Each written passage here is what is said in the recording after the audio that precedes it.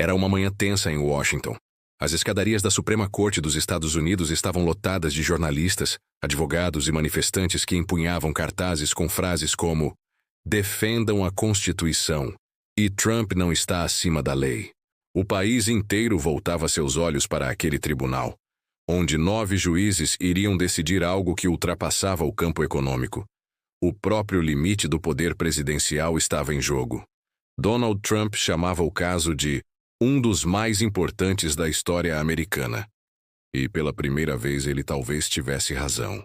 No centro da disputa estava a legalidade das tarifas impostas por Trump contra países como China, Canadá e Brasil, medidas que ele justificava como ações de segurança nacional. A base legal? Uma antiga lei de emergência econômica, criada para momentos de crise real. Guerra, colapso financeiro, ameaça externa. Mas, para Trump, o déficit comercial dos Estados Unidos era, por si só, uma emergência. Um argumento ousado, talvez conveniente demais.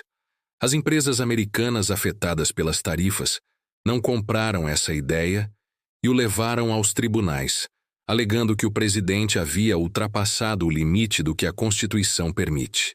O caso ganhou dimensão histórica. De um lado estava o princípio da separação dos poderes, um dos pilares fundadores da Revolução Americana. De outro, a crescente tendência de centralização no executivo, fenômeno que se intensificou no pós-guerra sob a justificativa da segurança nacional.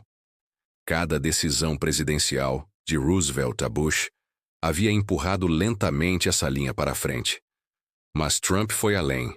Transformou tarifas comerciais em armas políticas e econômicas.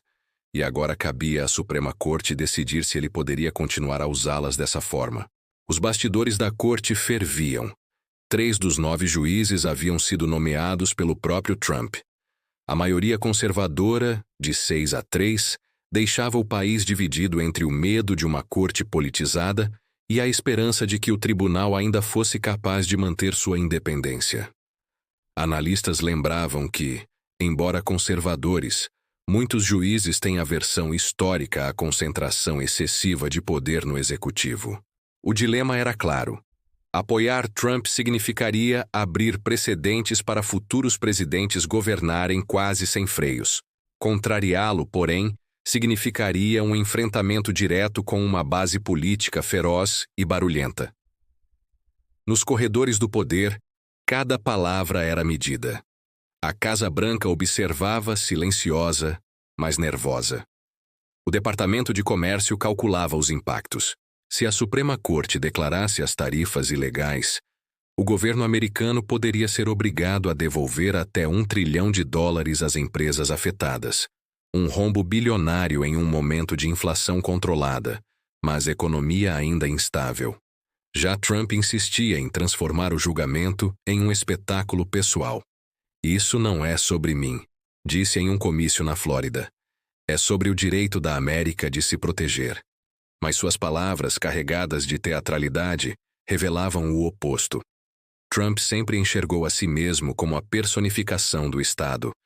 Limitar seu poder seria, em sua visão, um ataque direto ao país e a ele. A tensão se estendia além das fronteiras. O mundo observava com atenção. O Brasil, por exemplo, já havia sentido o peso das tarifas de alumínio e aço impostas sob a justificativa de proteger a indústria americana. A China, epicentro da guerra comercial, aguardava o resultado com ansiedade. Um veredito contra Trump poderia reabrir negociações e aliviar o comércio global. Uma decisão a seu favor legitimaria a política de confronto e poderia reacender a rivalidade. Era um efeito dominó de proporções planetárias. Nos debates televisivos, especialistas levantavam uma questão filosófica. Estaria a Suprema Corte prestes a enterrar os ideais da Revolução Americana? Aquela que nasceu para combater o poder absoluto e que agora via um presidente transformando leis de emergência em instrumentos pessoais de dominação econômica? O jornalista Lorival Santana foi direto. O que está em jogo é o próprio modelo de democracia dos Estados Unidos. A Constituição nunca previu um presidente como Trump. A discussão esbarrava também no futuro da economia mundial. Desde o início das tarifas, o governo americano havia arrecadado cerca de 170 bilhões de dólares. O banco Barclays divulgou estudos mostrando que, embora o impacto inflacionário não fosse devastador, os efeitos psicológicos e comerciais eram profundos. Empresas americanas haviam estocado produtos, renegociado contratos e criado mecanismos para contornar os impostos. Um caos administrativo que refletia a incerteza jurídica da era Trump. Para muitos economistas, o problema não era o valor das tarifas, mas o precedente. Se o presidente pode declarar emergência nacional sempre que desejar, o que impede um novo governante de fazer o mesmo por qualquer motivo? Enquanto os juízes se preparavam para ouvir os argumentos finais, o clima nas ruas era de divisão e expectativa. De um lado, apoiadores de Trump, vestidos com bonés vermelhos, gritavam "Make America Great Again". Do outro, grupos liberais e defensores da Constituição empunhavam cartazes com a frase "No one is above the law". Ninguém está acima da lei. O julgamento, marcado para durar horas, prometia ecoar por décadas. A decisão não diria respeito apenas a Donald Trump, mas ao próprio equilíbrio entre liberdade e autoridade nos Estados Unidos. E, de certa forma, ao destino de democracias em todo o mundo que enfrentam dilemas semelhantes. Até onde pode ir o poder de um líder eleito? Quando o presidente americano descreve uma decisão judicial como uma batalha pessoal, algo fundamental se perde no caminho. A política deixa de ser institucional e passa a ser emocional. Trump não apenas testou os limites da lei, ele testou os limites da própria ideia de república. No fim, resta uma pergunta que paira sobre o plenário da Suprema Corte e sobre o futuro da América.